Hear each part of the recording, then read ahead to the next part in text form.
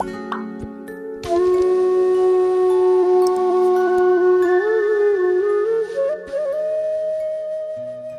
श्री गुरु सत्ताय नमः। सभी को प्रणाम। पिछले वीडियो में आपने सुना कि जो साधु शक्तिपीठ की खोज कर रहे थे, उन्होंने आचार्य श्री को बताया कि जहाँ परम पूज्य गुरुदेव ने आदि शक्ति की स्थापना की, वही शक्तिपीठ है। वहीं सती के केश कपाल गिरे थे। गायत्री महायज्ञ के कुछ लोगों द्वारा विरोध किए जाने पर भी श्रद्धालुओं का सैलाब सा उमड़ पड़ा था। आइए अब आगे बढ़ते हैं। जगह जगह से आए साधक अपनी अनुभूतियां सुनाना चाहते थे। द्वारका से आए स्वामी नारायणानंद ने आरंभ कर दिया था। उन्हीं के कारण साधकों का उत्साह बढ़ा था। स्वामी नारायणानंद जी ने कहा था कि वे यहाँ आने से पहले रणछोड़राय के मंदिर में गए थे। द्वारका का मुख्य मंदिर यही है। इसे द्वारकाधीश का मंदिर भी कहते हैं। उन्होंने कहा कि मंदिर के भीतर रणछोड़राय की श्याम वर्ण चतुर्भुज मूर्ति का दर्शन कर ही रहे थे कि उन्हें भावावेश हुआ, जो कि बहुत ही अनूठा था। स्वामी जी को लगा कि रणछोड़राय जी की प्रतिमा से प्रकाश की एक किरण निकली है और उनके आगे एक दिव्य देहधारी आकृति बन गई है। वह आकृति स्वामी जी के आगे आगे चली, जैसे उनका मार्गदर्शन कर रही हो। वह ज्योति गोमती की ओर 56 सीढ़ियां उतरती हुई संगम घाट की ओर बढ़ी। संगम घाट पर गोमती समुद्र में मिलती है। वहाँ संगम नारायण का मंदिर है। ज्योति संगम नारायण के पास से निकलते हुए गोमती के किनारे आगे बढ़ी। स्वामी नारायणानंद भी उसका अनुगमन करते हुए चल रहे थे। ज्योति निष्पाप सरोवर के पास पहुंची और वहाँ कुछ देर के लिए रुक गई। यह सरोवर समुद्र के खारे पानी से भरा रहता है। स्वामी जी ने ज्योति का संकेत समझा और सरोवर में स्नान किया। उसके बाद गोमती में स्नान किया। उस स्नान के बाद नदी तट पर स्थित लौ के आकार की वह ज्योति एक लपट में बदल गई। स्वामी जी स्तब्ध से देख रहे थे। ये सब देखते हुए उन्हें न डर लग रहा था और न ही रोमांच हो रहा था। वे उत्सुकता से अगले क्षण की घटनाओं का इंतजार कर रहे थे। कुछ देर ध्यानस्थ से खड़े रहने के बाद उन्होंने देखा वह ज्योति आकार ले रही है। धीरे धीरे स्पष्ट होता गया कि प्रकाश एक आकार ले रहा है। वह एक प्रतिमा के रूप में बदल गया। प्रतिमा रणछोड़राय की थी। श्याम वर्ण चतुर्भुज मूर्ति जैसे जीवंत रूप में आ गई थी। स्वामी जी को लगा कि साक्षात भगवान कृष्ण चतुर्भुज विष्णु का रूप धारण किए प्रकट हो गए हैं और उनसे कुछ कह रहे हैं। जो कहा वो सिर्फ अंतरात्मा में ही गूंजा। लगा कि मथुरा जाने का निर्देश दिया जा रहा है। रणछोड़राय जैसे आश्वस्त कर रहे हैं कि वे स्वयं भी मथुरा में उपस्थित रहेंगे। स्वामी जी ने कहा कि भगवान, आप तो सदा ही सब जगह रहते हैं, फिर ये विशेष प्रलोभन क्यों? उधर से उत्तर आया, ये सही है कि मैं सर्वत्र और सभी कालों में हूँ, लेकिन मथुरा में उन दिनों साधकों की आत्मिक संवेदना ज्यादा प्रगाढ़ होगी। उस मनः स्थिति में परमात्म चेतना का अनुभव सुगमता से किया जा सकेगा। स्वामी जी ने बताया कि यहाँ आने के बाद उन्होंने आचार्य श्री से इस अनुभव के बारे में बताया। प्रभु से हुए उस संवाद के बारे में भी बताया। आचार्य श्री ने कहा कि इन दिनों साधकों की ग्रहणशीलता बढ़ गई है। उन्हें आध्यात्मिक सत्य ज्यादा अच्छी तरह अनुभव हो सकते हैं। ओंकारेश्वर के पास से आए सदानंद त्रिपाठी ने अपना अनुभव सुनाया। कहने लगे, नर्मदा की परिक्रमा के दौरान भेड़ा घाट से कुछ ही आगे आने पर उन्हें नर्मदा के तट पर एक सन्यासी दिखाई दिया।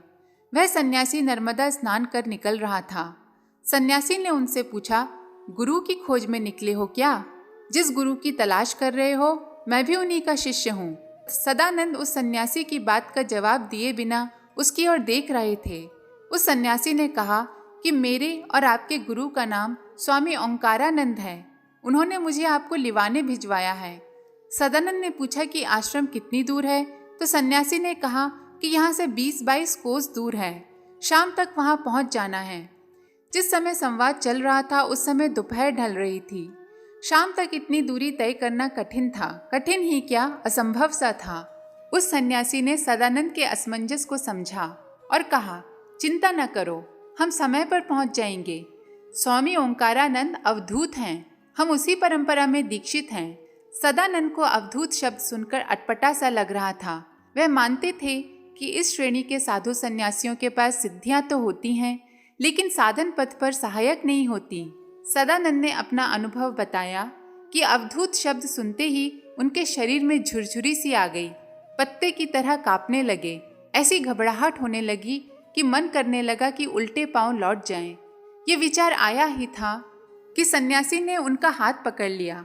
कहने लगा, तुम वापस जाने की सोच रहे हो? मैं ऐसा नहीं होने दूंगा। तुम्हें अवधूत बाबा तक पहुंचाना मेरी जिम्मेदारी है और उस जिम्मेदारी को पूरे किए बिना मैं यहाँ से हटूंगा नहीं। यह कहकर वो उन्हें घसीटने से लगा। सदानंद वैसे हट्टे कट्टे नौजवान थे। सन्यासी उनकी तुलना में काफी बुजुर्ग था, शरीर में जान भी नहीं थी, लेकिन उसके व्यक्तित्व में वशीभूत कर लेने वाली शक्ति थी। सदानंद को लगा कि वो अवश हो गए हैं और चाह कर भी हाथ नहीं छुड़ा पा रहे। फिर लगा कि धीरे धीरे चेतना लुप्त सी हो रही है। होश आया तो देखा कि वो शिला पर बैठे हैं। सामने कुछ कुटियाएं बनी हुई हैं। एक कुटिया के सामने सफेद जटाओं वाले एक सन्यासी दिगंबर अवस्था में बैठे हैं।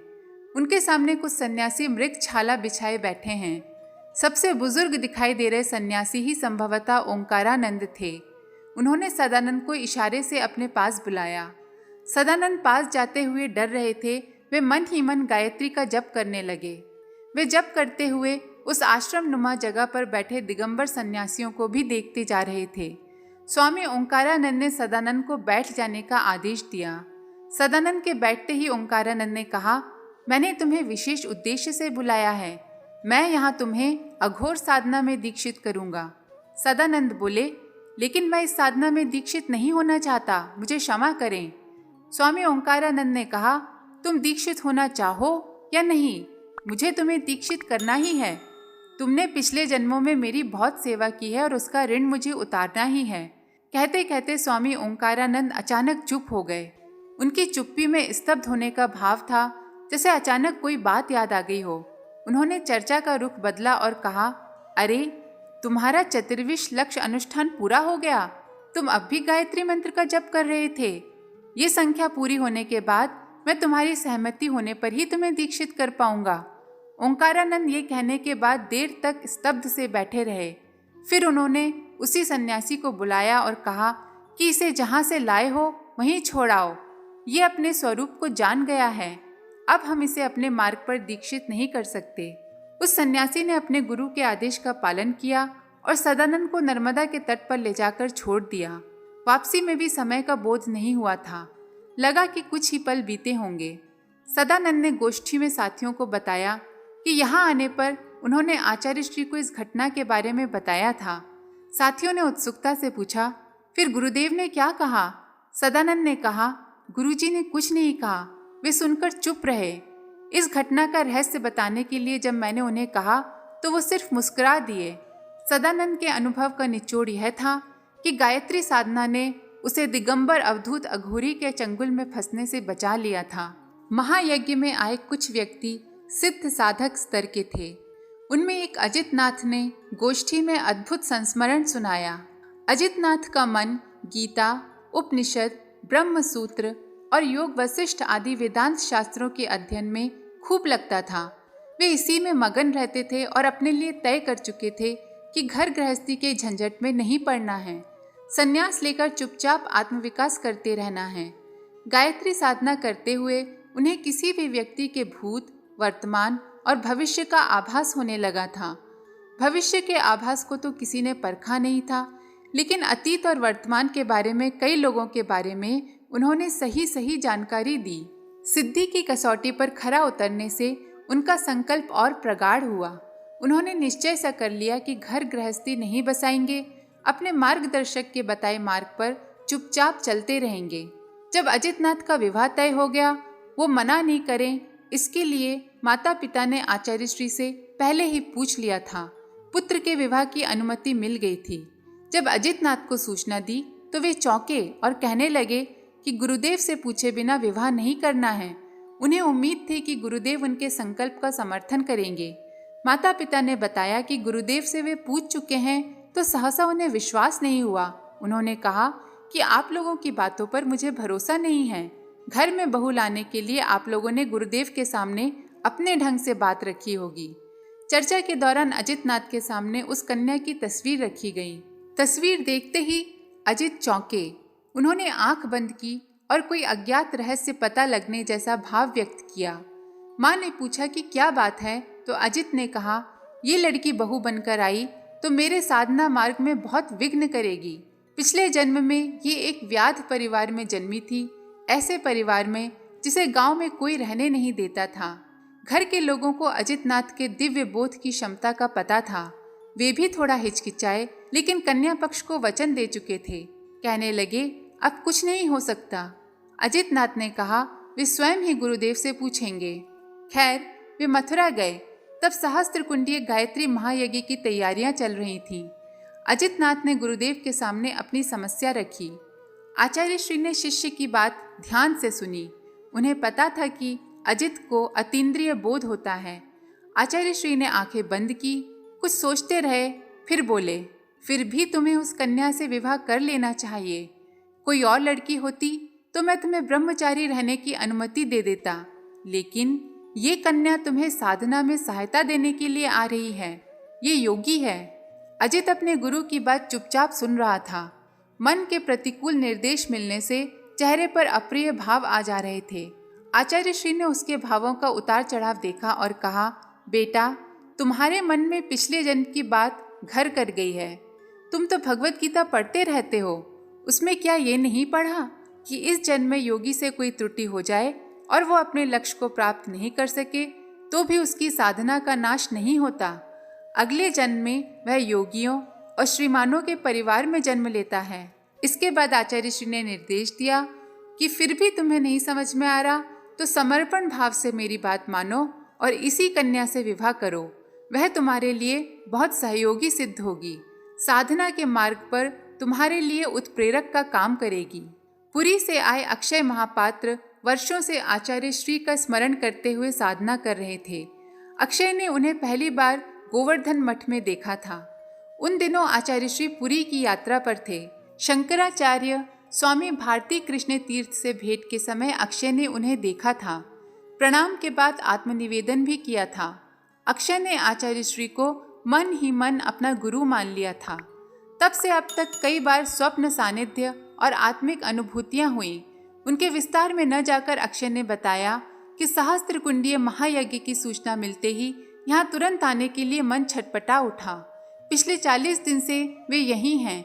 उस समय ज्यादा साधक यहाँ नहीं आए थे। आचार्य श्री के पास आते समय मन में शंका थी, पता नहीं मुझे पहचानेंगे और स्वीकार करेंगे या नहीं।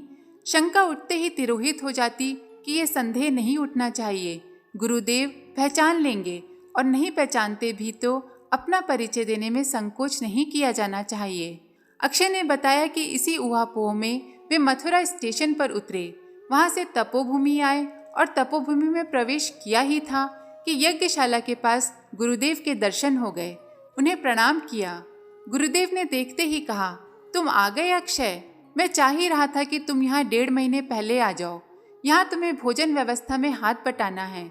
जगन्नाथ के भात की तरह यहाँ भी गायत्री माता के प्रसाद की व्यवस्था करनी है।